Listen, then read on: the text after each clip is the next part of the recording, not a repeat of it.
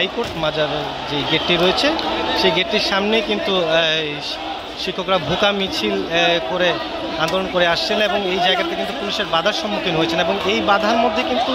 অনেকগুলো গাড়ির সাথে কিন্তু একটি অ্যাম্বুলেন্স কিন্তু আটকিয়ে গিয়েছে এই মুহূর্তে এবং অ্যাম্বুলেন্সের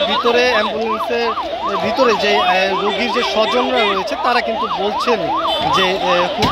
গুরুত্ব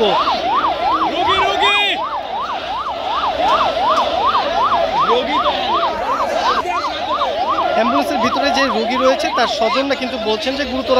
অবস্থায় রয়েছে এই রোগী এবং যেই গ্লাসের ভিতর দিয়ে কিন্তু যে রোগী রয়েছে একটি নারী তার মুখে কিন্তু কিছুটা রক্তের ছোপও কিন্তু দেখা যাচ্ছে অর্থাৎ বিষয়টি খুবই কিন্তু গুরুতর একটি বিষয় এবং অ্যাম্বুলেন্সটি কিন্তু হর্ন বাজাচ্ছে কিন্তু কোনোভাবেই কিন্তু যেহেতু সামনে শিক্ষকদের আন্দোলনকারী শিক্ষকরা কিন্তু রয়েছেন এবং তাদেরকে বাধা দেওয়ার জন্য কিন্তু পুলিশ ব্যারিকেড দিয়ে আটকিয়ে রেখেছেন এবং সব মিলিয়ে কিন্তু পেছনেও আন্দোলনকারীরা রয়েছেন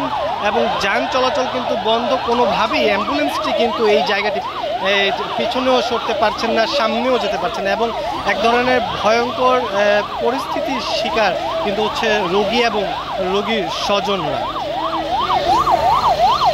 ওয়ালটন এখন দেশের সীমানা পেরিয়ে পৌঁছে গিয়েছে 50টিরও বেশি দেশে। ওয়ালটন ঘরে ঘরে বিশ্বজুড়ে।